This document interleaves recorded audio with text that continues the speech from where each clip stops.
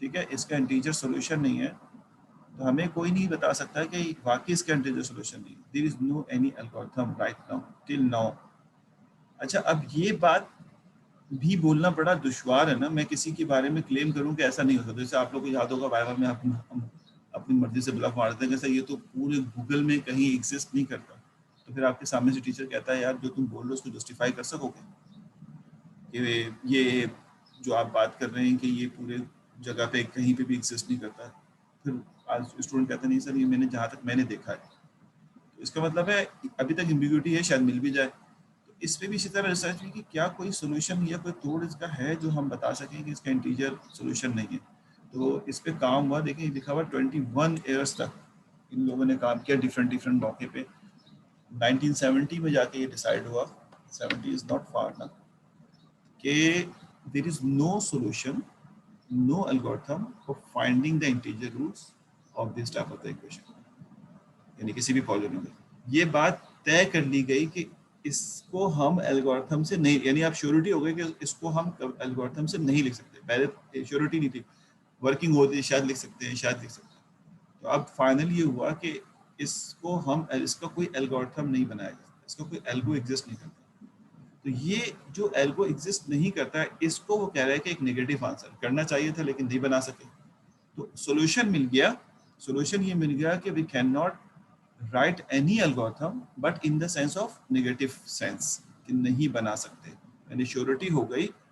हो सकता है कि आगे 10 सालों में इसको निगेट कर दी जाए, क्योंकि थीसिस तो निगेट हो जाते हैं, लेकिन अभी तक यही है कि we can not write any algorithm to find the integer solution of your equation, polynomial equation. और ये बात तय करने के बाद कहा गया कि ये एक नेगेटिव आंसर को प्रमोट करता है। नेगेटिव आंसर का मतलब क्या है कि आप नहीं बना सके, श्योरिटी भी दी नहीं बनाने की। तो सच a general algorithm does not exist. अब एल्गोरिथम एग्जिस्ट नहीं करता तो we can not construct the Turing machine, we can just recognise the Turing machine. यानी एक ट्यूरिंग मशीन जो है वो बना सकते हैं कि आपने एक ट्यूरिंग मशीन बनाई, किसके लिए? पॉलिनोमियल के इंटीजर रूट्स के लिए। अब इसमें दोनों तरह की सिचुएशन है, कुछ पॉलिनोमियल हैं जो इंटीजर रूट्स दे देते हैं, कुछ हैं जो रिजेक्ट कर देते हैं। तो इसका मतलब है कुछ हैं जो एक्सेप्ट कर लेते हैं, कुछ हैं जो रिजेक्ट कर देते हैं, और कुछ ऐसे हैं जो कि आपको लूप में फंसा देते हैं जिसके रूट ही वहाँ एक्सेस नहीं करते। तो ये ट्यूरिंग मशीन से ही डिसाइड होता है। तो we can construct the Turing machine but our machine in the loop. वो मशीन जो है वो लूप, क्या एल्गोरिथम क्या लिखोगे? अब अगर भाई ये जो हमारे पास पॉलिनोमियल है पी, ठीक है, जो पॉलिनोमियल है पी, उसको एज अ इनपुट ले लेंगे, ठीक है, और साथ में सॉरी नहीं, जो हमारा पॉलिनोमियल पी है और जो इंटीजर वैल्यूज है उसको एज अ इनपुट ले लेंगे हम टपल्स या टोकन के फॉर्मेट में, और फिर हम कह देंगे कि there is some integer roots, ये हम लैंग्वेज में कन्वर्ट कर देंगे और ट्यूरिंग मशीन बना देंगे कि ट्यूरिंग मशीन हमारी जो है पॉलिनोमियल को इनपुट ले रही होगी और एक एक कैरेक्टर को टेस्ट कर रही होगी। और वो टेस्ट कर रहा है, अगर तो वाकई ही इस टाइप की इक्वेशन होगी तो कोई ना कोई हिट हो ही जाएगा आफ्टर सम वैल्यूज। वो सम कितना है ये नहीं पता, लेकिन अगर वो इस कैटेगरी में बिलोंग कर रहा है तो आप जिंदगी भर चेक करते रहें टीचर पैटर्न, कभी भी ये रिजल्ट नहीं आ सकेगा। ठीक है, समझ में आ गया मेरे ख्याल है। तो ये प्रॉब्लम जो है कंप्यूटेबल नहीं है। कंप्यूटेबल प्रॉब्लम अभी हम आगे देख लेंगे कि किसको कहते हैं कंप्यूटेबल प्रॉब्लम। असल में इसका नाम रिकर्सिव लैंग्वेज जो रखा गया है, दो लैंग्वेजेस हमने अभी तक पढ़ी हैं। जो रिकग्नाइजेबल लैंग्वेज होती है जिसमें लूप एग्जिस्ट करता है वो रिकर्सिव इनहेरेबल लैंग्वेज होती है, और एक है रिकर्सिव लैंग्वेज। रिकर्सिव लैंग्वेज जो अपनी अपनी आम जिंदगी, recursive is a mathematical word, we can program our algorithm by using the recursion, तो हम उसको रिकर्जन से सॉल्व कर सकते हैं। तो अब इस पे ना बड़ी मेहनत की गई और जो डिफरेंट किस्म के साइंटिस्ट हैं उन्होंने काफ़ी मेहनत की और ये तय कर लिया। मैं आपको ऐसी हिल्बर्ट टेन प्रॉब्लम के बारे में बताऊँ। ये जो यूरी साहब है, यूरी मती या शिविक, तो ये जो साहब हैं इन्होंने बड़ी मेहनत की इसके पीछे और 1970 में ये डिसाइड कर लिया। अब गौर सुनिएगा फिर एक बात, कि अगर कोई पॉलिनोमियल सिंगल वेरिएबल है, यानी मिसाल के तौर पे x square plus 3x cube, ठीक, n plus 9 इंटीजर वैल्यूज ही होंगे इसके कोफिशिएंट 9x4 और something like that. Doesn't matter how many powers over there, how many x's are there, but this should be the single variables. अगर वो mathematician का वो है, अगर ये सिंगल वेरिएबल है, ठीक है, अगर ये सिंगल वेरिएबल है तो इसने ये जो यूरी साहब हैं, इन्होंने ये बात बताई अपनी मैथमेटिक्स से कि हम सिंगल वेरिएबल के लिए एल्गोरिथम लिख सकते हैं. If there is a single variable we can find the algorithm because whenever you have the single variable we have the lower limit of integer and the upper limit. इसने mathematics से prove कर दिया. और सुनिएगा, ये technical बातें, हम इसकी डेप्थ में तो नहीं जा रहे कि उसने क्या फॉर्मूला भी एग्जिस्ट करता है, मतलब उसकी लोअर लिमिट कैसे निकालते हैं, अपर लिमिट कैसे निकालते हैं, एंड अपर लिमिट.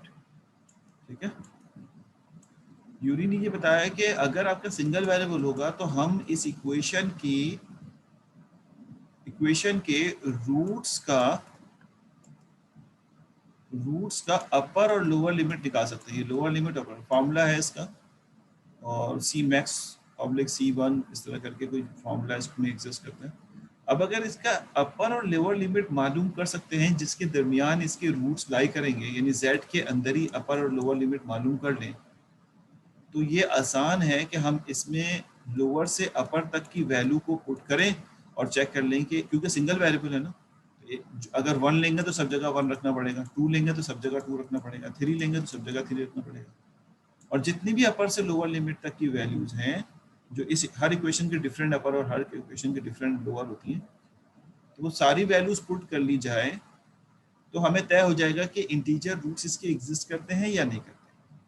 अगर करते होंगे तो वो उस अपर से लोअर के दरमियान रूट दे देगा, यानी पॉलिनोमियल 0 प्रोड्यूस कर देगा. अगर उस अपर से लोअर के दरमियान इसके रूट्स जो है वो एग्जिस्ट नहीं करते होंगे, यानी ये जो है कोई इंटीजर वैल्यूज इसके रूट नहीं होंगे, तो अपर से लोअर के दरमियान फिर इसके रूट आएंगे भी नहीं, क्योंकि कोई रियल नंबर इसके रूट्स हैं.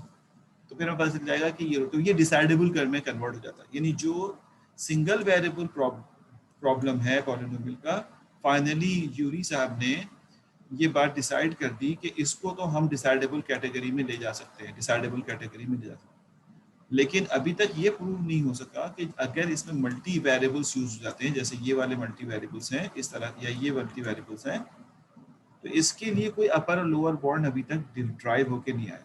तो जो मल्टी वेरिएबल है स्टिल रिकग्नाइजेबल लैंग्वेज है, यानी वो कुछ प्रॉब्लम उसमें से डिसाइडेबल है और कुछ प्रॉब्लम जो है वो सॉल्व नहीं होती. तो ये जो सॉल्व हो जाती है उसको कंप्यूटेबल प्रॉब्लम कहते हैं, यानी जो आपको डिसाइड करके आंसर दे दे कि भाई इसका आंसर आना ही आना है. चाहे आंसर आने ही आने का मतलब ये है कि अगर ये बात ही पता चल जाए कि ये इस लैंग्वेज के टोकन है तो एक्सेप्ट कर ले, और ये इस लैंग्वेज का टोकन नहीं है तो रिजेक्ट कर दे. लेकिन अगर लूप में फंस गया तो वो रिकॉग्नाइज. तो हम कहते हैं कंप्यूटेबल प्रॉब्लम वो है, कंप्यूटेबल कहते हैं normally, computable is a vice versa word of the recursive. Because जब हमने काम शुरू किया हमसे मुराद इन्होंने, तो पहले रिकर्सिव प्रॉब्लम टाइप जो है सोल्यूशन बनते थे. तो रिकर्सिव जो है वो रिकर्सिव सोल्यूशन जो है एग्जिस्ट करता है, लेकिन कुछ प्रॉब्लम जो मल्टी वाले हैं वो रिकर्सिव प्रॉब्लम भी एग्जिस्ट नहीं करते, तो उनको फिर रिकर्सिव इन्यूमरेबल लैंग्वेज यानी रिकॉग्नाइजेबल लैंग्वेज की कैटेगरी में फॉल करा दी. तो ये हिल्बर्ट 10 प्रॉब्लम स्टिल ओपन, और साइंटिस्ट ने तो अपना प्रपोज कर दिया है कि देयर इज नो सॉल्यूशन और no algorithm, we can not write the algorithm. हम ऐसी चीज़ के लिए एल्गोरिथम नहीं लिख सकते. तो थीसिस, इन्होंने अपनी थीसिस भी यही दिया था, चर्च ट्यूरिंग थीसिस जो था वो यही थीसिस था कि आपके पास प्रॉब्लम का एल्गोरिथम बन जाए तो वो ट्यूरिंग मशीन से रिकॉग्नाइज हो जाता है. तो बाद में हमने यही कहा था this is a computable with Turing machine. अब ये वर्ड जो कंप्यूटेबल है कल को एग्जाम में आए तो आप परेशान हो जाए. तो कंप्यूटेबल मीन्स एल्गोरिथमेटिकली कंप्यूटेबल, यानी जो एल्गोरिथम से सॉल्व हो जाता है. अब कंप्यूटेबल के बिहाइंड में 2 वर्ड है, उनको क्लियर याद रखिएगा कि अगर कोई लैंग्वेज, क्योंकि जब हम किसी मशीन की बात करते हैं तो अपनी प्रॉब्लम को लैंग्वेज में कन्वर्ट कर देते हैं. जैसे मैंने अभी कन्वर्ट किया पॉलिनोमियल वाले को, हमने लास्ट क्लास में ग्राफ वाले को कन्वर्ट किया था. तो कंप्यूटेबल का मतलब है कि आपके पास वो डिसाइडेबल लैंग्वेज है, रिकर्सिव लैंग्वेज है, क्योंकि एल्गोरिथम नॉर्मली रिकर्सिव ही लिखे जाते थे. तो this is some basically last class की जो हमें बातें थी उसको मैं थोड़ा सा और फर्निश करके समझा रहा हूँ, ताकि जब हम इसी चीज़ों को थ्योरेटिकली जाएं तो किसी किस्म की हमारे एम्बिग्यूटी जो है वो नज़र नहीं आए। और बाद ये होता है कि हम यहाँ से जल्दी जल्दी क्रॉस कर गए, अब आगे हमें कोई इतनी ज़्यादा इनकोडिंग टेक्निक नहीं पढ़नी। मतलब आप ये जहन में रखिए कि दिस इज एमएस कोर्स, तो we will not do the encoding, most of the encoding is the construction of the Turing machine. This is a limited number. हम हर चीज़ को थ्योरेटिकली प्रूव किया करेंगे rather than कि हम ट्यूरिंग मशीन बना बना के प्रूव करें। This is not an art ना कि अगर ये बात तय हो जाती है कि इसका एल्गोरिथम बनेगा, तो ये बात तय है कि इसकी ट्यूरिंग मशीन बनेगी। अब आप बनाए या ना बनाए ये एक अलग केस है, बिकॉज चर्च ट्यूरिंग ने यही कहा कि अगर आप प्रॉब्लम को एल्गोरिथमिकली डिफाइन कर देते हैं तो there is a computable problem. ठीक है, तो और अगर आप एल्गोरिथम से नहीं बना पा रहे हैं तो that might be in the form of recognisable problem.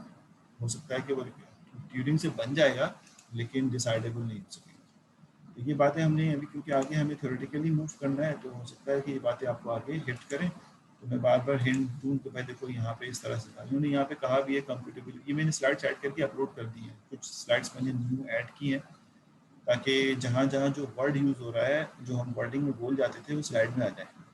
तो कंप्यूटेबिलिटी थ्योरी एक थ्योरी है जो रिकर्सिव बेस होती है। आप उसको अगर पढ़ना चाहें तो पढ़ भी सकते हैं, लेकिन हमारी अपनी क्योंकि ये पूरा एक सन 19 सेंचुरी में कंप्यूटेबिलिटी थ्योरी डिज़ाइन हुई थी। तो we will examine all algorithm solvability or of the problem, that is solvability using Turing machine। यानी सॉल्वेबिलिटी का मतलब ये है कि आप उसको डिसाइड कर सकते हो। हैंस नीचे आखिर में लिखा हुआ है, it turns out that there any many natural and interesting problem that can not be solve using the Turing machine. तो वो अगर वो ट्यूरिंग मशीन से सॉल्व नहीं हो रहा तो उसका मतलब है कि ये किसी भी कंप्यूटर से सॉल्व नहीं हो सकता। Hence by Church Turing, spelling थोड़ी सी आगे पीछे होगी, Church Turing thesis these problem are unsolvable by a computer। यानी इसलिए बात तय करती है कि अगर आप किसी प्रॉब्लम को कंप्यूटेबिलिटी के बेसिस पे बता रहे हैं कि किसी को अगर आप सॉल्व नहीं कर पा रहे हैं चर्च ट्यूरिंग से, तो वो किसी भी कंप्यूटर से सॉल्व नहीं हो सकता। हम ये ना सोचेंगे हाँ हम हमारे पास तो बहुत फास्ट कंप्यूटर आ गए हैं और हम कर सकते हैं, ऐसा हरगिज़ नहीं, क्योंकि वो प्रॉब्लम लॉजिकली हिट ही नहीं हो रहे अपने सोल्यूशन की तरफ। That's why we are stucking in the loop ना। तो मैंने इसी से रिलेटेड आपको इसीलिए एक क्वेश्चन दिया था। जिन लोगों ने खुद किया होगा तो थोड़ा सा उन्होंने इन चीज़ों को डिस्कस जरूर किया होगा, पढ़ा होगा, थोड़ा बहुत तो पढ़ा होगा कि रिकॉग्नाइजेबल लैंग्वेज क्या होता है। और जिन्होंने कॉपी किया होगा ज़्यादा उनको तो अभी भी स्टिल कन्फ्यूजन होगी। तो इन कंप्यूटेबिलिटी थ्योरी मशीन डेट, और अब देखिए ये जो मैं बार बार कह रहा हूँ ना वो यहाँ पे इसको हम टोटल, अब ये सारी चीज़ें कनेक्टेड हैं। तो मेरा इसको पढ़ने का मकसद, ये स्लाइड्स मैंने ऐड किए हैं आज, इनको बताने का मकसद ये है कि वर्डिंग बाद में आपको हिट ना करे कि भाई क्या हो रहा है, हमें समझ ही नहीं आ रहा है बात क्या हो रही है। तो अब इनका कनेक्शन देखें। टोटल ट्यूरिंग मशीन, एक तो ट्यूरिंग मशीन थी ना, तो ट्यूरिंग मशीन जो है वो रिकॉग्नाइजेबल भी हो सकती है और डिसाइडेबल भी हो सकती है। लेकिन जहाँ टोटल का वर्ड लग जाएगा तो वो इन कंप्यूटेबिलिटी थ्योरी के मुताबिक मशीन डेट ऑलवेज हॉल्ट, वो मशीन जो हमेशा हॉल्ट होगी, ऑल्सो कॉल्ड अ डिसाइडर और टोटल ट्यूरिंग मशीन। यानी वो मशीन जो हमेशा हॉल्ट है, हॉल्ट का मतलब है चाहे वो एक्सेप्टिंग सूरत में हो चाहे वो रिजेक्टिंग सूरत में हो, उसको हम बेसिकली टोटल ट्यूरिंग मशीन भी कहते हैं और डिसाइडर भी कहते हैं, यानी डिसाइडेबल लैंग्वेज भी कहते हैं। Because it always halt, such a machine is able to decide whether a given string, जो स्ट्रिंग आप उसको दे रहे हैं, is a member of the formal language. The class of the language which can be decided by such machine is exactly the set of the recursive language। अब देखिए word है recursive, बार बार hit कर रहा है recursive, बिकॉज अगर आप उसको और पीछे, मैं सिर्फ अभी मैं खैर वो बहुत ही ज़्यादा इन डेप्थ मैथमेटिक्स रहेगी, हमारा बहुत सारा सफ़र हो जाएगा, लेकिन मैं आपको बता दूँ कि डिसाइडेबल लैंग्वेज को रिकर्सिव लैंग्वेज, सिर्फ एक दो जुमले में समझा देता हूँ मैं आपको। डिसाइडेबल लैंग्वेज को रिकर्सिव लैंग्वेज कहने की वजह भी यही है कि प्रॉब्लम जो एल्गोरिथम है, जो हमने हिट किए थे शुरू में, चर्च थ्योरी में कहा था एल्गोरिथम से, तो जो एल्गो है वो रिकर्सिव फॉर्मेट में लिखे जाते थे। That's why we are saying these are the recursive language. इनको हम रिकर्सिव की कैटेगरी में जो है वो इनपुट करेंगे। बाकी ये स्लाइड्स हमने पढ़ ली थी, और उसके बाद हमने कुछ इसके बेसिस पे कुछ थ्योरेटिकल बात भी की थी कि ग्राफ को कैसे चेक करेंगे और इसको कैसे चेक करेंगे, ये सारी बात हुई। स्लाइड्स हमने जो ऊपर रखी वो हमने बीच में एंटर की थी। और उस बेसिस पे ये सारा ग्राफ वाला प्रॉब्लम जो एक एल्गो है, तो आपने इसको एल्गो में कन्वर्ट कर लिया, तो वो कि इसकी ट्यूरिंग मशीन नहीं बनाई आपने, इनकोडिंग नहीं की इसकी, लेकिन आपने इसको एल्गो में कन्वर्ट कर दिया, तो इसका मतलब है कि इसकी ट्यूरिंग मशीन डिज़ाइन हो सकती है। कितने टाइम में करेगा ये भी हमारा मैटर नहीं करता। और इसी तरह से ये 2 की पावर n है 0 में, और इस तरह के बहुत सारे सवाल आपने सॉल्व किए। आगे बढ़ते हैं, तो ये वो सवाल हैं जो यहाँ पे दिए हुए हैं और आपने शायद इसको कर लिए होंगे, मैंने कुछ कराए थे, कुछ आपको करने के लिए दे दिए थे। अभी हम एक दो सवाल और कोशिश करेंगे। एक क्वेश्चन मैंने आपको क्विज नंबर 2 में दिया था, गालिबन वो आपने कर लिया होगा, ये यूनरी नंबर से बाइनरी नंबर में कन्वर्जन कैसे होती है।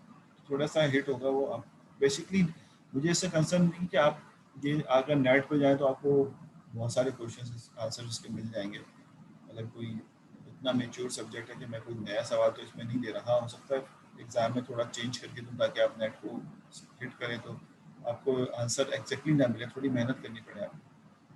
तो सवाल यहाँ पे आता है कि यूनिटी से बाइनरी कन्वर्जन,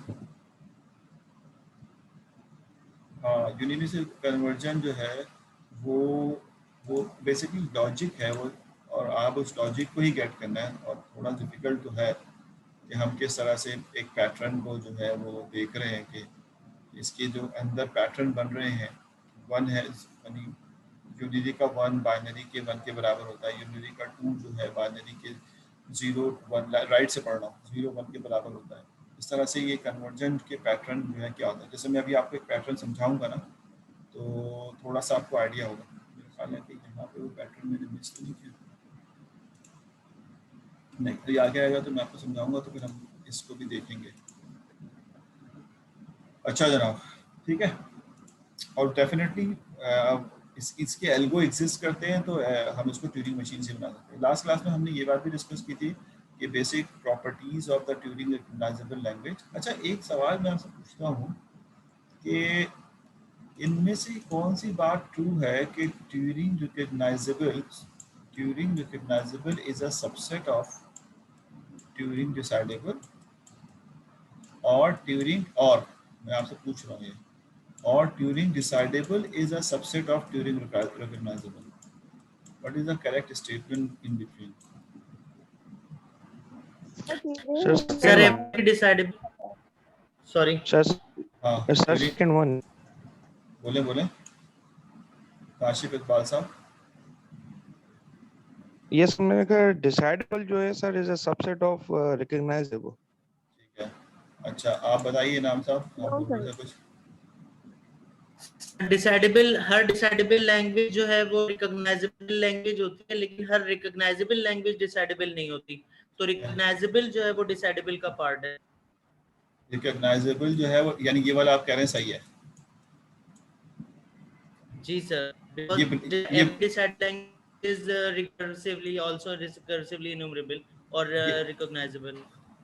नहीं, तो आप सिर्फ ये बताइए, आपकी एक्सप्लेनेशन तो समझ आ गई मुझे, लेकिन उस बेसिस पे आप 1 को वोट कर रहे हैं, जी 2 को सर, वोट कर रहे हैं? recursive languages are subset of decidable. Yes sir. नहीं, One. आप 1 को कर रहे हैं ना, कि Turing recognisable is subset of Turing decidable, और अभी काशिफ साहब ने कहा था Turing decidable is a subset of Turing.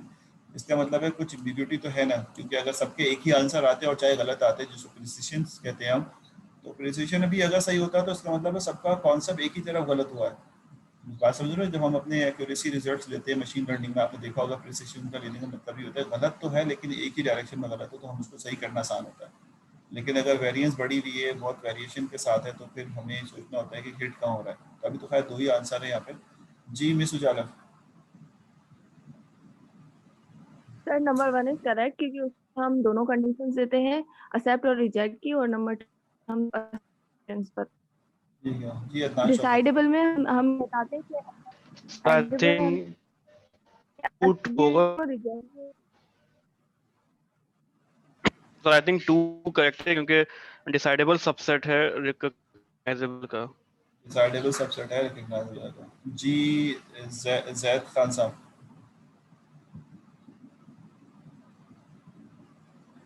Zaid Khan कुछ याद आ रहा है?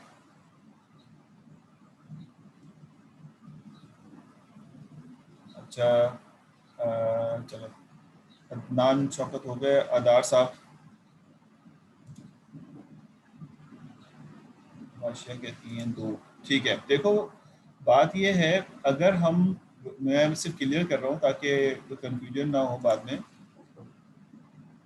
Recognisable is a subset of decidable. अच्छा ये बताइए, जो सबसेट होता है उसके अंदर ज्यादा अपॉर्चुनिटी होती है या जिसका सबसेट होता है उसमें ज्यादा अपॉर्चुनिटी होती है? सर सारे के सुपर साथ सेट में का सुपर सेट, सबसेट होता है। सुपर सेट में, यस सर, हाँ, सबसेट। सुपर सेट में ज्यादा अपॉर्चुनिटी होती है ना, यानी सबसेट का मतलब है कि उसमें होगी सारी चीजें सुपर सेट की, एक्स्ट्रा कुछ भी नहीं हो सकता उसके पास अपना। मैं कहूँ कि हाँ सुपर सेट की 2 चीजें हैं और एक चीज ऐसी है जो सुपर सेट में है ही नहीं, तो फिर तो सबसेट का कॉन्सेप्ट खत्म हो गया ना। तो हम देख रहे हैं कि ट्यूरिंग रिकग्नाइजेबल में, जो ट्यूरिंग रिकग्नाइजेबल है इसमें 3 ऑप्शन है ना। ट्यूरिंग रिकग्नाइजेबल में 3 ऑप्शन कौन कौन से हैं भाई? इसमें एक ऑप्शन है कि ये एक्सेप्ट कर सकता है, ये रिजेक्ट Yes, कर sir. सकता है और ये लूप बना सकता है। ठीक है, और इसी तरह से अगर हम ट्यूरिंग डिसाइडेबल की बात करें तो ट्यूरिंग डिसाइडेबल के बाद 2 ऑप्शन है कि ये एक्सेप्ट कर सकता है और रिजेक्ट कर सकता है। अच्छा, अब अगर हम इस तरह देखें कि एक सेट है और उसके मेंबर है 1 2 3 और 4, और एक सेट है जिसके मेंबर है ओनली 2 3, तो कौन किसका सबसेट होगा? अगर ये ए है और ये बी है तो कौन किसका सबसेट होगा? डेफिनेटली बी जो है वो ए का सबसेट होगा। ठीक है बात समझ? अगर कोई हम सेट सी लिख देते हैं और उसमें लिख देते हैं 2 3 और 5, तो सी का तो कोई लेना देना ही नहीं हुआ ना, क्योंकि सी तो एक अलग सेट बन गया। ठीक है, 2 3 और 5, तो ये 3 भी हटा दें, 2 5 लिख दें, तो सी का तो कोई लेना देना नहीं है, क्योंकि ना तो इसमें 5 जो आ रहा है वो कोई एक्स्ट्रा एलिमेंट है, ना इसमें से आ रहा है ना इसमें से आ रहा है, तो we can not say that this is a subset of anyone. But regarding the B and A is a subset of, sorry B is a subset of A, क्योंकि इसमें वो सारे मेंबर हैं जो इसमें हैं और इसके अंदर एग्जिस्ट है। अगर इसी हवाले से हम इसमें देखें तो ये एक सेट है एक्सेप्ट रिजेक्ट और लूप, और ये एक सेट है एक्सेप्ट और रिजेक्ट, तो अब आप क्या कहेंगे कौन किसका सबसेट है? Sir, second one is a subset. Second one is a Sir, subset. decidable subset. Decidable is a subset of Turing recognisable. यानी ये बात बिल्कुल तय है कि अब गौर, जो इनाम ने डेफिनेशन बताई थी वो बताई सही थी, लेकिन उन्होंने जो हिट किया है ना वो गलत कर दिया। कि देखिए बात ये, अगर उसको हम डायग्राम से बनाए ना तो इस तरह से होगा, इस तरह डायग्राम बनेगी कि ये ट्यूरिंग डिसाइडेबल है और ये ट्यूरिंग रिकग्नाइजेबल है। अब जरा देखें कि ट्यूरिंग रिकग्नाइजेबल की वो पार्ट जो एक्सेप्ट रिजेक्ट कर सकता है वो तो ये है, लेकिन वो पार्ट जो लूप में फंसेगा वो ये वाला पार्ट है जो डिसाइडेबल में एग्जिस्ट नहीं करेगा। तो इसका मतलब ये हुआ कि decidable is a subset of Turing recognizable because Turing recognizable has some special property which is a loop which is outside of the Turing decidable. वो ये है, so that's why we are saying the part 2 is the correct one. Turing decidable is a subset of Turing recognizable. Is it clear? अच्छा जी, yes sir. अब हम कहते हैं कि basic properties of the Turing recognisable language. अब देखें Turing recognisable word use कर रहा है, लेकिन इसमें हम डिसाइडेबल वाली प्रॉपर्टी भी ले सकते हैं कि भाई मिसाल के तौर पे show that the collection of the decidable language is close under the operation of union. तो डिसाइडेबल का वर्ड यूज कर रहा है, तो इसका मतलब है कि अगर 2 डिसाइडेबल लैंग्वेज हैं तो उनका यूनियन भी डिसाइडेबल होगा। 2 कॉन्केटिनेशन यानी इंटरसेक्शन वाला पार्ट है तो तब भी वो डिसाइडेबल होगा। अच्छा, इसमें मैंने और करके एक बुक से कट कर ये किया है कि इसमें एक प्रॉपर्टी और भी ऐड कर दी है कि थ्योरम ए, अगर A and B belong to sigma star, sigma is anything, यहाँ उन्होंने ए बी नहीं कहा बल्कि कुछ भी हो सकता है, बट ट्यूरिंग डिसाइडेबल, उसने कहा है कि ए और बी दोनों ट्यूरिंग डिसाइडेबल हैं, लैंग्वेज हैं, देन ऑल्सो द लैंग्वेज, और जो नीचे दी गई है ए बार यानी complement of A. Complement of A का मतलब होता है, अगर आपको मैंने शायद ये सवाल किसी वक्त समझाया होगा या कहीं ना कहीं दिया जरूर था, मुझे याद आ रहा है कि अगर मिसाल दे रहा हूँ, ये मुझे नहीं पता मैं किस लैंग्वेज के लिए कर रहा हूँ और ये ट्यूरिंग के लिए भी नहीं कर रहा है, जनरल बात कर रहा हूँ कि अगर मिसाल के तौर पर ये माइनस है ये प्लस है और मैं कहता हूँ ये कोई काम करता है और इस लैंग्वेज का नाम जो है वो ए है, तो इसका ए बार कैसे बनेगा? ये मैं शायद आपको बता चुका हूँ, शायद मुझे याद नहीं है। ए बार ऐसे बनेगा कि जो प्लस, इसका मतलब क्या हुआ, कॉम्प्लीमेंट, यानी जिस पे ए एंड हो रहा है उस पे अब ए बार एंड ना हो, तो हम क्या करते हैं, जो प्लस है उसको हटा देते हैं और जो प्लस वाले नहीं है उसको प्लस लगा देते हैं। This is called the complement of the A. तो कहता है कि अगर ए जो है वो एक, क्योंकि ए एक डिसाइडेबल लैंग्वेज है, ट्यूरिंग डिसाइडेबल, तो ए प्राइम भी एक ट्यूरिंग डिसाइडेबल होगा। और ये जो साइन इस तरह से इसमें लिखते हैं ना नॉर्मली अपने एल्गोरिथम में, ये सब्ट्रैक्ट का निशान होता है, पार्ट होता है, कि उन जगहों पे ये हॉल्ट करेगा जिस पे ए नहीं करता। तो ये पहला पार्ट है जो हमें देखना है। तो इसमें हमारे लिए इतना मुश्किल काम नहीं है, क्योंकि कहता ये है कि इसको अगर हम सॉल्व करने के लिए जाएं तो this is a few words for this language, हम इस बात को प्रूव कर सकते हैं। तो कॉन्सेप्चुअल क्वेश्चंस हैं और हमें अपने लॉजिक से ही उसको प्रूव करना है। और अगर आप कहीं से कॉपी पेस्ट भी कर रहे हैं तो यू शुड नो कि भाई बात क्या कर रहे हैं, पढ़ तो लें, कम से कम अपने वर्ड में लिखने की कोशिश कर लें। तो कहता है let M A B the total Turing machine Turing recognizing language A, यानी एम ए जो है वो ए के लिए लिखा हमने, by exchanging the accepting and rejecting final state. यानी ये बात वही बात जो थोड़ी देर पहले मैंने की थी कि मैं हर फाइनल स्टेट को एक्सचेंज कर दूं, जो फाइनल थे उसको नॉन फाइनल कर दूं और जो नॉन फाइनल थे उनको फाइनल कर दूं, of M A with each other, हर एक के साथ। We get a total Turing machine deciding the language, और हमें एक दूसरी ट्यूरिंग मशीन मिलेगी लेकिन वो डिसाइडिंग ही कर रही होगी ए प्राइम को। तो इसलिए हम कहते हैं कि अगर ए जो है वो डिसाइडेबल लैंग्वेज है तो ए प्राइम भी जो है वो डिसाइडेबल लैंग्वेज होगी, ठीक है, क्योंकि वो सिर्फ क्या करता है कि एक्सेप्टिंग की स्टेट को चेंज कर देता है। तो इन्होंने डायग्राम में बताया, ये डायग्राम जो इन्होंने बताई है वो कह रहा है देखो होगा क्या, ये जो स्क्वायर बना हुआ है ना, स्क्वायर, ये स्क्वायर जो हमारे पास एम ए का स्क्वायर है, एम ए है बेसिकली मशीन, इसने का कोई इनपुट दिया हमने, और ये जितनी भी बीच में ऑप्शन है उसमें से ये एक्सेप्ट वाला ऑप्शन है और ये क्या है, रिजेक्ट वाला ऑप्शन है हमारे एक्चुअल एम ए में। लेकिन जैसे ही इसका एम ए प्राइम बनाएंगे तो जो रिजेक्ट वाला था वो एक्सेप्ट बन जाएगा और जो एक्सेप्ट वाला है वो क्या बन जाएगा, रिजेक्ट बन जाएगा। तो हमने क्या किया, इस पे जो डॉट डॉट डॉट डॉट लगा के ये बना दी मशीन, ये जो कंप्लीट मशीन, उसमें हमने ए मशीन तो पिक की है, लेकिन जो आउटपुट हम बाहर इसको देंगे वो बिल्कुल डिफरेंट हो जाएगा हमारे एक्सपेक्टेशन से। यानी हमारे पास जो आउटपुट आएगा, कोई अगर हम यहाँ से इनपुट दे रहे हैं तो जहाँ पे हमारा एम ए एक्सेप्ट कर रहा था, अब वो वाला पार्ट हमें आउटपुट के तौर पे यहाँ पे रिजेक्ट के तौर पे मिलेगा, और जो रिजेक्ट कर रहा था वो यहाँ पे हमें क्या मिलेगा, एक्सेप्ट के तौर पे मिलेगा, ठीक है। और इस तरह से हमारे पास ये जो टोटल मशीन है एम ए की, जिसको हम एम ए प्राइम भी कह सकते हैं, ये टोटल मशीन जो है वो एम ए प्राइम की मशीन है, वो हम डिज़ाइन कर सकते हैं, और ये ऑलवेज डिसाइडेबल लैंग्वेज होगी, ठीक है। इस बेसिस पे हम कहते हैं कि एम ए इज डिसाइडेबल, और तो इस बेसिस पे एम ए प्राइम भी डिसाइडेबल लैंग्वेज ही है ड्यू टू दिस रीजन। बाकी दो मैं पहले पढ़ा चुका था, इसलिए वो आप उसको दोबारा से देख लीजिएगा कि ये मैंने सिर्फ कुछ चीज़ें ऐड की हैं इसी के बेसिस पे, तो ये मैं आप पे छोड़ रहा हूँ। और इसकी डायग्राम भी मैंने ऐड कर दी, ये this is diagram of unit, ये लास्ट टाइम नहीं थी, ये आज मैंने डायग्राम में कुछ स्लाइड्स ऐड कर रहा था, तो ये डायग्राम मुझे सुटेबल लगी तो मैंने यहाँ पे एंटर कर दी कि this is called basically union diagram. ये हमारे पास ये एम ए है, ये एम बी है, दो मशीन है, ये जो डॉट डॉट है ये हमारे पास M A union M B को शो कर रहा है, यूनियन एम बी को शो कर रहा है। ये जो दोनों से मिलके जो लैंग्वेज बनेगी एम ए बी, ये भी डिसाइडेबल ही होगा। तो कहता ये है कि ये हमारे पास एक, मैं जो पीछे वर्डिंग लिखी है उसकी यहाँ पे डायग्रामेटिकली जो शो कर रहा है वो मैं आपको बता रहा हूँ कि जो आपके पास मशीन है ए एम ए, अगर हम इसको इनपुट दे रहे हैं तो अगर ये एक्सेप्ट की तरफ जा रहा है तो हम अपने मशीन का आउटपुट एक्सेप्ट कर देंगे, ओवरऑल मशीन का हमें दूसरा चेक करने की जरूरत है, एक्सेप्ट होगा, दिस इज एक्सेप्ट मशीन। अगर ए से एक्सेप्ट हो रहा है तो एक्सेप्ट, लेकिन अगर ए से रिजेक्ट हो रहा है तो फिर हमें इसके इनपुट को चेक करना होगा कि कहीं ये एम बी से क्या हो रहा है।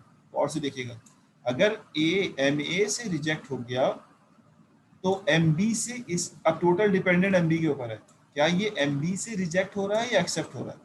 अगर एम बी से एक्सेप्ट हो रहा है तो हम उसको एक्सेप्ट करा देंगे ओवरऑल, लेकिन अगर एम बी से भी रिजेक्ट हो रहा है तो ओवरऑल ये रिजेक्ट। तो रिजेक्ट होने का ऑप्शन कहाँ पे आ रहा है कि एम ए से भी रिजेक्ट, एम बी से भी रिजेक्ट, देन रिजेक्ट। बट अगर एम ए से एक्सेप्ट हो रहा है तो एक्सेप्ट, MA से रिजेक्ट हो रहा है लेकिन MB से एक्सेप्ट हो रहा है तब भी एक्सेप्ट।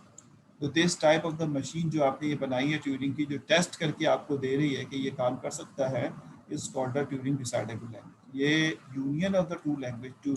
अब देखिए ये दो ट्यूरिंग मशीन ही को बात कर रहे हैं कि this is a Turing machine, एक ट्यूरिंग मशीन है, this is a Turing machine, दूसरी ट्यूरिंग मशीन।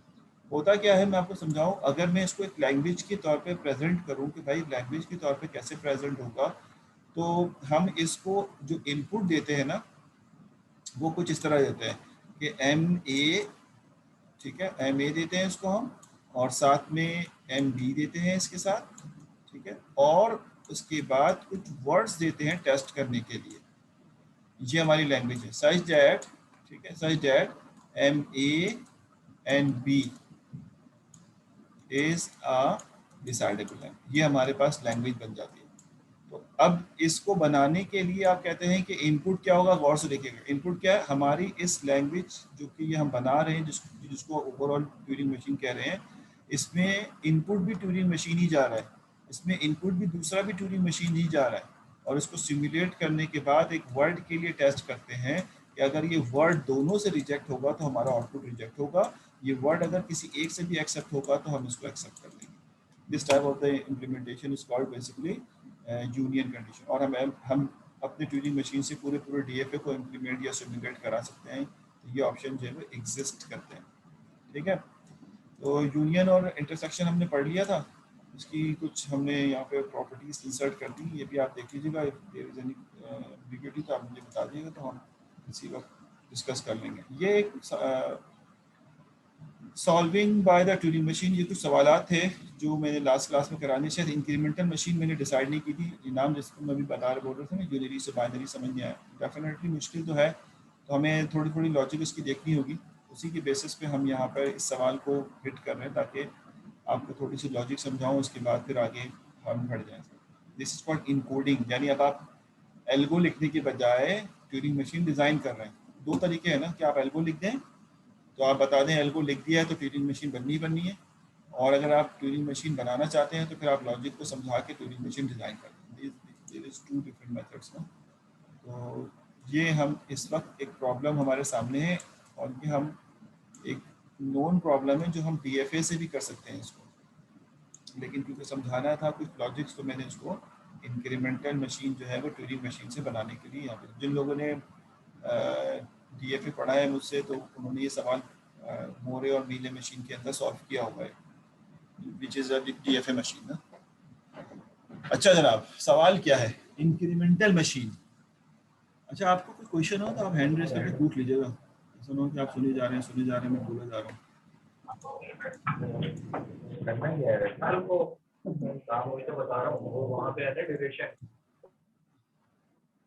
अच्छा जनाब, देखिए इंक्रीमेंटल मशीन का मतलब अभी फ़िलहाल हमारे पास ये है कि आपके पास, ये मैं इनकोडिंग टेक्निक में जा रहा हूँ। इनकोडिंग का वर्ड जब मैं कहता हूँ ना तो इसका मतलब मशीन बनाऊंगा, इसकी लॉजिक नहीं, लॉजिक तो समझाऊंगा लेकिन लिखूंगा नहीं लॉजिक कैसे काम कर रहा है। तो आप कहते हैं अगर 5 आप एज अ इनपुट दें तो मशीन आपको 6 आउटपुट दे दे, और अगर आप जो है इसको 6 इनपुट दें तो ये 7 आउटपुट दे दें, और अगर आप इसको 10 इनपुट दें तो ये आपको 11 आउटपुट देते हैं, but not in the decimal format. ये बात इन्होंने लिखी हुई है कहीं पे, मुझे याद नहीं स्लाइड में, कि is quite difficult to handle the decimal and binary number using the Turing machine. काफ़ी डिफिकल्ट होता है कि मैं डेसिमल नंबर और बाइनरी नंबर को ट्यूरिंग मशीन में हैंडल करूँ। ये नहीं कहते कि नहीं कर सकते, हैंडलिंग हमारे लिए बहुत मुश्किल है, तो इसलिए ज़्यादातर यूनरी नंबर को ही हम हैंडल कर रहे होते हैं। लेकिन यहाँ पे इसने बाइनरी में, डेसिमल तो नहीं ले रहा, बाइनरी नंबर इनपुट लेगा और बाइनरी नंबर में एक इंक्रीमेंट करके आंसर देगा। मिसाल के तौर पे अगर आंसर हमारे पास 110 है तो इसका आंसर डेफिनेटली जो हमारे पास आना चाहिए वो ये इस वक्त 6 है, तो हमारा आंसर 7 आना चाहिए। और अगर हमारे पास आंसर जो है वो मिसाल के तौर पे 101 है, ये गालिबन 4 और 1 5 है, तो इसका आंसर जो है वो 6 आना चाहिए। इस तरह से हमें कोई आंसर बाइनरी से बाइनरी नंबर में 1 इंक्रीमेंट। अब हालांकि हमें ऐसा लग रहा है पता नहीं हम कैसे इसको समझेंगे, इसके पैटर्न कैसे आएंगे, तो बहुत आसान सा पैटर्न है, मैं आपको समझाता हूँ। 1 इंक्रीमेंट है ना, तो 2 ऑप्शंस इसके एग्जिस्ट करते हैं, दोनों ऑप्शन पे पहले गौर करते हैं, उसके बाद इसकी मशीन की इनकोडिंग करते हैं। इसी तरह से हमें यूनिरी नंबर को भी करना पड़ेगा, या एडिशन ऑफ 2 यूनिरी नंबर, या मल्टीप्लिकेशन ऑफ 2 यूनिरी नंबर, और इस तरह की जो तो अभी हम बाइनरी पे तो बात ही नहीं कर रहे, यूनिरी, लेकिन ये वाला सवाल बाइनरी पे हमने हिट किया। देखें ये आपके पास एक इनपुट है, एक हमने कहा मिसाल के तौर पे अभी क्या है हमें इससे कंसर्न नहीं है, ये मैं आपको समझाऊंगा कि इसको मैं ऐसा क्यों कह रहा हूँ। ये क्या नंबर है इससे हमें कंसर्न नहीं, ये एक बड़ा सा यानी कुछ 8-9 डिजिट पे है तो जाहिर है कि ह्यूज नंबर होगा ये। हमने कहा इसमें एक इंक्रीमेंट करना है, तो इंक्रीमेंट करने में हमारा बिहेवियर में अभी आपको समझाता हूँ छोटे 4 डिजिट के ऊपर रहते हुए कि देखें अगर आपके पास 1101 है या 0110 है, ये 2 टाइप के नंबर हैं। हम क्योंकि जब एडिशन करते हैं तो राइट साइड से रीडिंग करते हैं, ऑप्शन ये कि या तो 1 ऐड इसमें करेंगे इसमें करेंगे। अब जरा इसको देखें कि अगर इसमें 1 ऐड करें तो पहले तो आप ये चेक करें कि इसका एक्चुअल आउटपुट क्या होगा। What is this number is basically is about 6, right, 4 digit पे है लेकिन है 6 ये। इसका आउटपुट क्या आएगा 0 1 1 और 1, इसका आउटपुट ये आना चाहिए।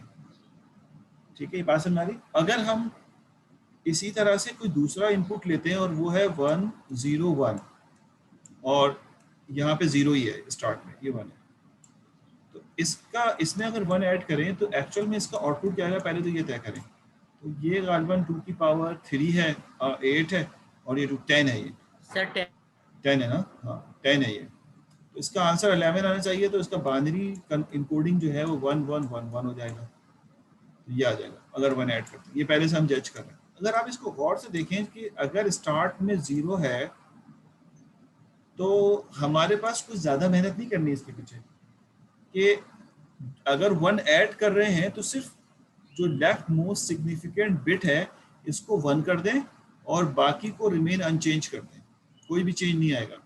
यानी इसको 0 को 1 कर दिया, बाकी अपनी जगह पे एज इट इज है, क्योंकि एक ही ऐड करना है तो इस 0 को 1 बना दें बस। और इसी तरह से इसमें भी देखें, ये अगर 0 है, बाकी जो आपके पास एलिमेंट है बाकी को एज इट इज रखें, सिर्फ इसको 1 बना दें। That enough for the addition of the 1 whenever you will see the left most bit is the 0 0। अगर लेफ्ट मोस्ट 0 है और आप इंक्रीमेंटल 1 करना चाहते हैं तो आपका सिर्फ इतना सा काम है। अब ये लॉजिक एक चीज़ में समझ आ गई हमें कि अगर ये 0 है और इसके आगे किसी भी किस्म के बिट्स हैं, हमें इससे कोई कंसर्न ही नहीं है, सिर्फ पहला बिट चेक करें, 0 है तो 1 कर दें और बाकी को एज इट इज रीड जरूर करें और वही चीज़ राइट कर दें, क्योंकि ट्यूरिंग से करना है हमें इसको। ये तो हो गया पहले वाली की लॉजिक। अब दूसरा ऑप्शन ये हो सकता है, ये तो समझ आ गया होगा मेरे ख्याल में। दूसरा ये हो सकता है कि आपकी फर्स्ट बिट 0 के बजाय 1 हो, मतलब पॉसिबल ये है कि आपके पास 1 हो। तो हमें पता है कि 1 1 जो होता है वो 0 होता है और वो कैरी जो है वो लेफ्ट पे चले जाता है। अब इसमें 2 ऑप्शन है, जरा गौर से देखिएगा। इसमें 2 ऑप्शन है कि मिसाल के तौर पर 4 बिट पे समझाता हूँ ताकि आपको समझ आ जाए। 1 0 1 1, ठीक है, या फिर 1 1 0 1। ये 2 डिफरेंट किस्म के ऑप्शन पे मैं काम कर रहा हूँ ताकि आपको इसके रिजल्ट समझ आए। ये एक्चुअल में क्या लिखा हुआ है पहले तो ये तय करें। ये है आपके पास 8 12 और 13। सही कह रहा हूँ, गलत कह रहा हूँ तो बता देना। 13 है ये, आंसर 14 आना चाहिए इसका। और ये क्या लिखा हुआ है भाई, ये लिखा हुआ है आपके पास 8 10 11, इसका आंसर 12 आना चाहिए। अच्छा जनाब, तो अब अगर हम इसमें एडिशन करेंगे तो कैसे करेंगे? वो कहता है अगर इसका आंसर 12 13 आना चाहिए, उसकी बाइनरी कन्वर्जन भी लिख ही देते हैं ताकि हमें अंदाजा तो हो लिखना क्या है। 13 से 13 इसका ये 13 है तो इसका आंसर आना चाहिए 14। 14 कैसे लिखेंगे भाई बाइनरी में? आप कहेंगे 1 1 1 0, सही लिखा है मैंने, ये 14 है। और अगर 11 है तो इसका आंसर 12 आना चाहिए। तो 12 कैसे लिखेंगे बाइनरी में? अब मैं यहाँ लिख देता हूँ, ये 1 1 0 0, ये 12। तो अब अगर हम इसके पैटर्न को जरा देखें तो क्या हो क्या रहा है। सवाल ये है, असल तो बात है पैटर्न को चेक करना। देखिए इस वाले में क्या हुआ कि हमने कहा कि 1 और 1 जो है वो 0 होता है, तो इसका मतलब है हम कहेंगे कि पहला डिजिट अगर 1 है, अगर हमने राइट से रीड किया पहला डिजिट 1 मिला तो उसको 0 करते हैं। ठीक हो गया? उसके बाद नेक्स्ट डिजिट पे चले जाएं, क्योंकि आप राइट टू लेफ्ट स्कैन कर रहे होंगे, तो पहला डिजिट अगर 1 है तो आप उसको 0 करते हैं। और अब अगले डिजिट पे जाएं तो अगले डिजिट पे 2 ऑप्शन है, या 1 होगा या 0 होगा। अगर 0 है तो इसको 1 कर दिया जाए, जैसे यहाँ पे किया था 0 है तो उसको 1 कर दिया जाए और उसके बाद के सारे एलिमेंट को रिमेन अनचेंज कर दें। ये आपका ऑप्शन होता है। यानी आपके पास अगर पहला डिजिट 1 है तो उसको 1 कर दें और 0 कर दें, और नेक्स्ट डिजिट अगर 0 है तो उसको 1 करके बाकी को अनचेंज कर दें। यानी इतना सा काम आपने करना है, तो आपको वही मिलेगा जो आपको रिक्वायर्ड है ये देखना। लेकिन हो सकता है कि पहला डिजिट जब आपको 1 मिला, आप तो ये ऐड तो करेंगे, आप तो पैटर्न से सॉल्व कर रहे हैं, तो उसको आपने 0 किया, अब अगला डिजिट 0 ना हो 1 हो, तो अगला डिजिट अगर 1 होगा तब इसको भी आप 0 कर देंगे और उस वक्त 0 करते रहेंगे जब तक कि आपको 1 मिलता रहेगा। अब इसमें एक मसला है, वो हम सॉल्व कर लेते हैं अभी।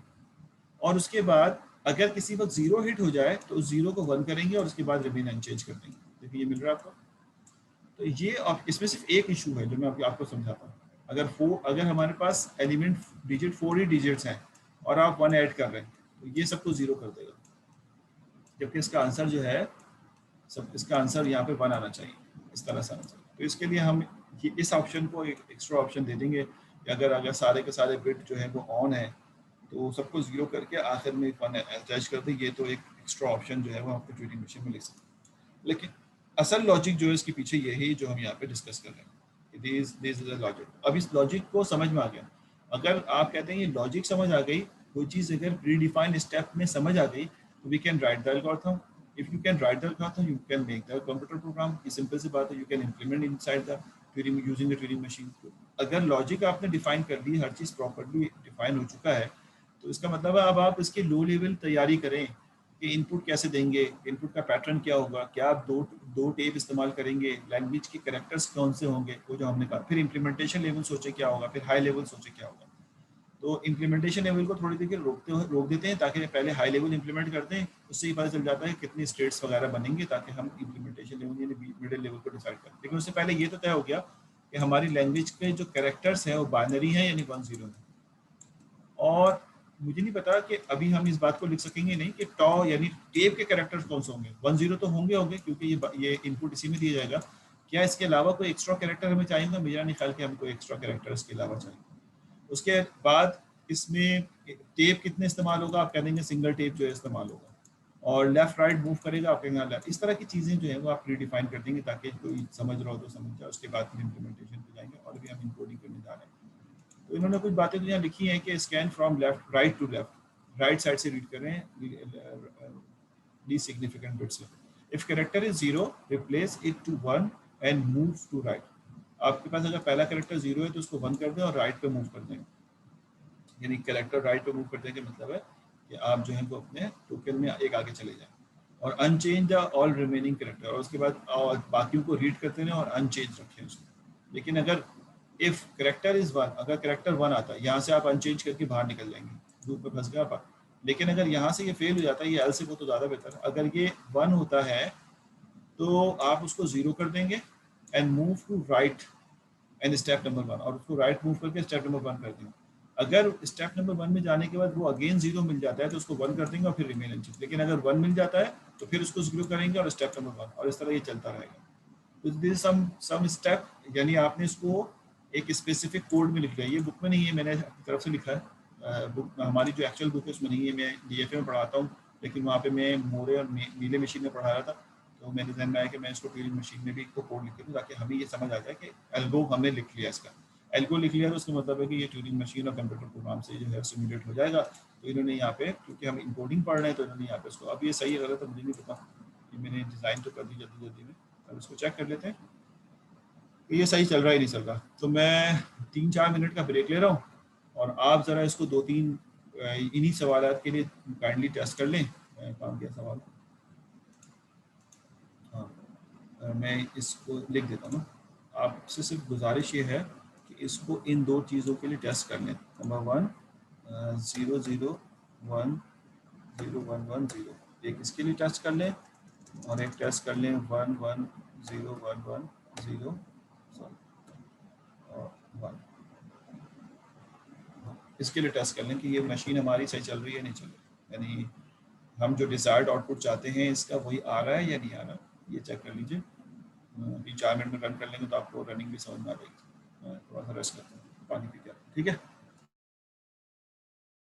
Thank you. तो अब आपने क्या करना है कि सिर्फ लॉजिक को समझना है कि लॉजिक क्या है।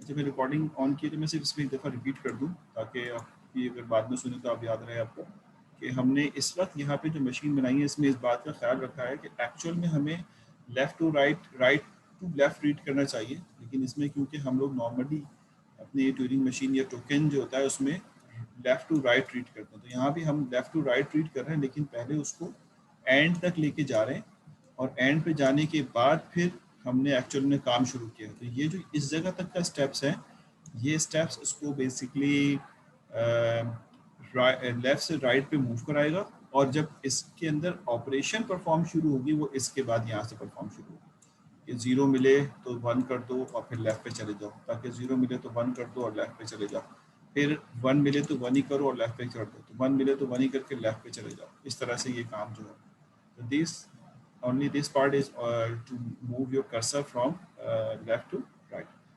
तो अब हमारे पास अगला क्वेश्चन ये है, क्योंकि इनकोडिंग की कुछ टेक्निक्स पढ़ रहे हैं, तो वो कहता है कि addition of the two unary number, binary number भी ऐड कर सकते हैं, लेकिन डेफिनेटली थोड़ा सा डिफिकल्ट तो है।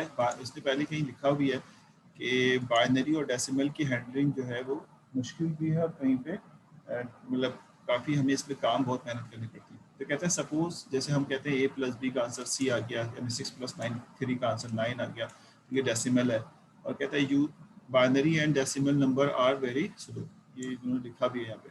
यूज यूनरी सिस्टम, अगर हम यूनरी सिस्टम लेते हैं तो उसमें किस तरह एडिशन होगा, तो ये आप कहते हैं 3 1 है और 4 1 है, तो इनको ऐड करेंगे तो इस तरह आना चाहिए।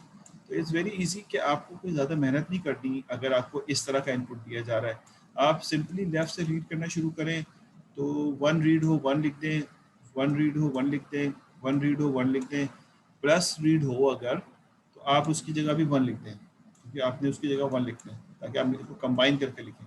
अच्छा, 2 तरीके होते हैं। एक तरीका तो ये होता है कि अगर जो टेप आपको दिया हुआ है, इसके 2 मेथड्स हैं कि आपको जो टेप दिया हुआ है, मिसाल तो आपसे कहते हैं कि 1 1 प्लस, ठीक, 1 1 1, ये आपके पास जो है वो इनपुट्स हैं, तो इस और यहाँ से नल वैल्यू शुरू हुई। तो इसके 2 तरीके हैं। आप क्या करें कि इनपुट को एज इट इज रहने दें, इनपुट में कोई चेंजेस ना करें, आउटपुट कहीं दूर जाके आप दें इसका, ये भी ऑप्शन एग्जिस्ट करता है। या आप पहले 1 रीड करें, सारा पार करते हुए जाए, इसको 1 बना दें या इसको 1 बना दें, फिर दूसरा 1 रीड करें, फिर आगे जाएं और फिर उसको 1 बना दें, फिर प्लस रीड करें तो कुछ भी ना करें, फिर एक और 1 रीड करें तो फिर उसको 1 बना दें, और इससे जितने 1 हैं उसको आगे जाके राइट कर दें। You will get the summation of 1 1 1। अगर 4 और 3 है तो 7 1 यहाँ लिखा दें। और एक तरीका ये है कि आप इनपुट में चेंजेस कर दें, is dependent of the situation, either you wants to change the input और आइदर यू इसको चेंज कर नहीं करना चाहते। अगर चेंज करके लिखेंगे तो यू लिखेंगे पहले 1 को रीड किया 1 कर दिया, दूसरे 1 को रीड किया 1 कर दिया, फिर प्लस को रीड किया तो 1 कर दिया, फिर उसके अब आपने कहा कि एक हमने एक्स्ट्रा 1 यहाँ लिख दिया है, फिर 1 को रीड किया 1 कर दिया, फिर 1 को रीड किया 1 कर दिया, फिर 1 को रीड किया 1, आपको तो नहीं पता भी आखिरी कौन सा है, फिर नल को रीड किया तो आपका पता चल गया हम लास्ट में पहुंच गए। तो आप अपने कर्सर को लेफ्ट पे लेके आएंगे और लेफ्ट पे लाने के बाद जो 1 होगा उसको भी नल बना देंगे, क्योंकि आपने एक प्लस को एक्स्ट्रा 1 कर दिया था, तो ये यहाँ पे हो जाएगा। तो इसका मतलब ये हुआ कि 5 1 आ जाएंगे क्योंकि आपने 3 और 2। तो यूनरी में तो कोई मसला नहीं है। असल बात तो है कि बाइनरी में एडिशन करें तो कैसे करेंगे, जो क्वाइट डिफिकल्ट टास्क। और वो कहता है कि हम यूँ कर सकते हैं कि बाइनरी को यूनरी में कन्वर्ट जो सिखाया है उसमें करें और यूनरी को फिर ऐड कर दें। This is a simple. आपका स्लो और फास्ट पे तो अभी हम फोकस नहीं कर रहे, अभी फोकस हमारा ये है कि कर सकते हैं नहीं कर सकते। तो अगर आप कहते हैं कि बाइनरी नंबर को हम जो है वो करना चाहते हैं तो फिर आप पहले बाइनरी को यूनरी में कन्वर्ट कर दें और उसके बाद सोल्यूशन हासिल करें। तो this is a machine for addition. अब मुझे याद नहीं कि ये किस तरह बनी थी, कि ये मेरे ख्याल है प्लस को इसने, तो इसने कहा कि 1 रीड किया 1 करके राइट पे चले गए, ठीक है।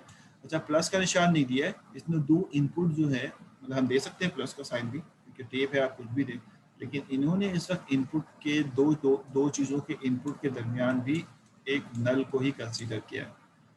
तो ये बात हमें जहन में रखनी होगी। तो कहता है कि जिस तरह का इनपुट है उसी के हिसाब से। असल में अब वो कहता है 1 को हमने 1 किया राइट पे चले गए, फिर अगले 1 को भी 1 किया राइट पे चले गए, स्टेट चेंज नहीं हो रही, फिर अगले 1 को भी 1 किया और राइट पे चले गए, और उसके बाद ये करते हुए जितने भी 1 थे वो सारे हमने 1 करके राइट पे चले गए। और बी जो बी है ना, ये बेसिकली नल, ये बकेट है, अगर बकेट रीड कर रहे हैं तो इसकी जगह पे 1 कर लिया हमने और राइट पे चले गए, और उसके बाद फिर यहाँ पहुँच गया, फिर 1 मिल रहा है तो 1 रीड करके 1 राइट किया, राइट पे चलेगा, करते करते आप यहाँ हिट कर जाएंगे। तो कह रहे जैसे ही नल हिट हुआ, नल राइट किया और लेफ्ट पे आ गए, एक लेफ्ट, क्योंकि एक एक्स्ट्रा लिखा है तो आप एक लेफ्ट पे आ गए। जब आप लेफ्ट पे आ गए तो यकीनन इस 1 को आपने नल करना है, तो 1 रीड किया, नल किया और लेफ्ट पे चले गए। तो अब आप कर्सर को राइट पे ले जाना चाहिए था, वसूली का तो कर्सर को राइट पे ले जाए और आप फाइनल स्टेट पे पहुंच जाए accept and no. This is called basically computable problem. ये एक लैंग्वेज जो कि कंप्यूटेबल प्रॉब्लम एग्जिस्ट करती है, तो आप उसको सोल्यूशन जो है आप वर्डिंग में लिखें या इसमें करें, एज पर डिपेंडेंट आपको सोल्यूशन कैसे मांगा गया है, यहाँ पे उन्होंने लिख भी दिया शायद। उसके बाद सॉरी, ये है यूनरी टू बाइनरी कन्वर्जन। ये यूनरी टू बाइनरी कन्वर्जन मैं आपको क्विज में दे चुका हूँ। इसका सॉल्यूशन तो मेरे ख्याल है आई डोंट नो, ये तो हमने कर लिया ना, ये है solution, unary to binary solution. तो ये तो आप कर चुके होंगे। इनाम साहब का सवाल है बार बार, अब इसको आप थोड़ा सा मेहनत करके सॉल्व करें। Multiplication of 2 positive integer in unary system. अच्छा, 2 यूनरी सिस्टम में मल्टीप्लिकेशन करनी है, ये भी मैं आपको छोड़ रहा हूँ, आप कर लीजिएगा इसको कि किस तरह से इसको सिंप्लीफाई करना है। तो this is also your part, logic भी आपको इसमें दी हुई है, तो अगर कोई कंफ्यूजन हो किसी वक्त तो हम इसको डिस्कस कर लेंगे। मेरा नहीं ख्याल कोई कंफ्यूजन आनी चाहिए। अच्छा जनाब, उसके बाद नेक्स्ट टॉपिक हमारे पास ये था इनकोडिंग टेक्निक। अब इनकोडिंग में तो बहुत सारी टेक्निक आ सकती है। तो नॉर्मली जब हम लोग इसको फिजिकल क्लास में एग्जाम ले रहे होते हैं तो जो क्लास में डिस्कस किया होता है उसी में से कोई सवाल देते हैं ताकि आपको बहुत ज़्यादा सोचना ना पड़े। ये थोड़ा सा वेरिएशन करते हैं, लेकिन क्योंकि अब तो ऑनलाइन है, आपके पास हर चीज़ open book, open net, open notes और ओपन डिस्कशन एवरीथिंग अलाउ होती है। ऑफिशियली तो नहीं होती, लेकिन अनऑफिशियली तो आप कर ही रहे होते हैं। तो वो बेसिकली इसमें थोड़ा सा क्वेश्चन डिफिकल्ट या ऐसा दिया जाता है, क्योंकि उस वक्त आपका मोटिव ये होता है कि मुझे समझना नहीं है। उस वक्त एग्जाम में ये होता है कि मुझे समझना नहीं, मुझे तो कहीं से सोल्यूशन चाहिए। तो उसमें बड़ी गड़बड़ भी होती है कि टीचर ने को पता है कि नेट पे अवेलेबल है, वेरिएबल चेंज कर देता है, लेकिन जल्दी में स्टूडेंट क्या करता है कि वो कॉपी करता है नेट से और उन्हीं वेरिएबल्स के साथ कर देता है जो नेट पे मौजूद है। इस बात को भी जहमत नहीं करते कि क्वेश्चन में कुछ वेरिएबल्स चेंज है तो उसको हम कंसीडर कर लें ताकि हमारे मसले जो है वो अच्छी तरह प्रॉपर्ली सॉल्व हो। तो इन चीज़ों का भी ख्याल रखना चाहिए ताकि इतना भी शक ना कर पाएँ कि बाकी पूरा निकल पाए। अच्छा जी, मल्टी टेप ट्यूरिंग मशीन, ये बात हमने शुरू में डिस्कस की थी कि हम अपने बेसिक ट्यूरिंग मशीन को बड़े वेरिएशंस के साथ जो है वो डिस्कस बना सकते हैं। यानी आप टेप की तादाद को बढ़ा दें तो उसमें हेड की तादाद को बढ़ानी पड़ेगी। आप अभी लेफ़्ट राइट मूव कर रहे हैं, आप कहें मैं मूव नहीं करना चाहता किसी वक्त, सही है। तो इस तरह के आप कहें कि मैं मेरे पास अपॉर्चुनिटी होनी चाहिए कि मैं 2, 3, 4 जंप करके भी मूव कर जाऊँ। कोई ऐसा हमारे पास ट्यूरिंग मशीन हो जिसमें मैं एक एक कैरेक्टर जंप नहीं करूँ। अगर कोई मुझे बोले लास्ट में चले जाओ तो मैं डायरेक्ट लास्ट में चला जाऊँ, कोई मुझे बोले 4 इवन नंबर के हिसाब से मूव करो तो मैं, तो ये डिफरेंट वेरिएशन है ट्यूरिंग मशीन की। लेकिन क्या इन वेरिएशन के साथ आपकी ट्यूरिंग मशीन पावरफुल हो जाती है? तो हम हमेशा ये बात कर रहे हैं कि इन वेरिएशंस के साथ ट्यूरिंग मशीन पावरफुल नहीं होती। इसकी क्या श्योरिटी कि पावरफुल नहीं होती? तो इसकी एक एग्जांपल उन्होंने यहाँ पे दी है कि if you have a multi tape Turing machine, अगर आपके पास एक मल्टी टेप ट्यूरिंग मशीन है, multi tape Turing machine something like that, your logic over here and tapes are here, you can read simultaneously characters from your tape, or if you want to read a single character from any tape you can read them. It is basically dependent to what you want regarding the reading. या आप अगर तीनों में से 7 read करना चाहते हैं तब भी आपको अलाउ है, आप किसी एक को रीड करना चाहते हैं तब भी आपको अलाउ है। तो ये सारी चीज़ें इसके अंदर एग्जिस्ट करती हैं। इन सारी फैसिलिटीज़ के साथ क्या आपकी ट्यूरिंग मशीन कोई पावरफुल मशीन बन जाएगी या फिर वही काम कर रही होगी जो सिंगल टेप वाला कर रहा है? तो इसने यहाँ पे आपको बताया है कि जो आप multi tape Turing machine use करते हैं इसको मैं सिंगल टेप में कन्वर्ट कर लूँगा। अब ज़हन में रखिएगा, जब आप मल्टी टेप को सिंगल टेप में कन्वर्ट कर लेंगे और सिंगल टेप में इससे काम करवा लेंगे तो इसका मतलब है कि भाई अगर इसकी पावर ज़्यादा होती तो सिंगल टेप में ये कन्वर्जन नहीं हो सकता था। लेकिन आप सिंगल टेप में कन्वर्जन के स्टेप बता देंगे कि भाई अगर मल्टी टेप है तो we can write in the single tape और we can solve same problem in the single tape. तो भाई इसका मतलब है दोनों की पावर जो है सिर्फ ये बताना मकसद है यहाँ पे।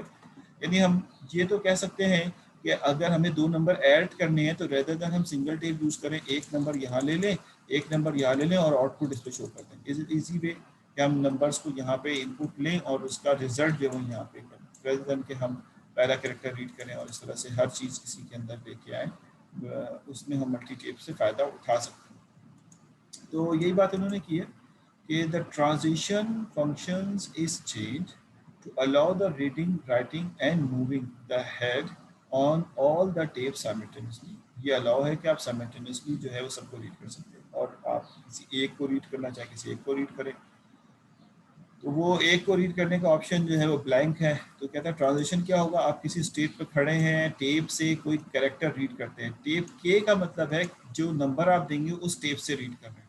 तो आप कहेंगे भाई मैं पहले टेप से रीड कर रहा हूँ तो के सिग्मा 1 दे दें, सिग्मा 2 दे दें। फिर किसी स्टेट पे चले जाएंगे आप और किसी टेप पे राइट करेंगे तो किस टेप पे करेंगे तो ये आपकी मर्जी है। आप ज़रूरी नहीं कि आप टेप 1 से रीड करें और टेप 3 पे राइट कर दें, आपकी मर्जी है।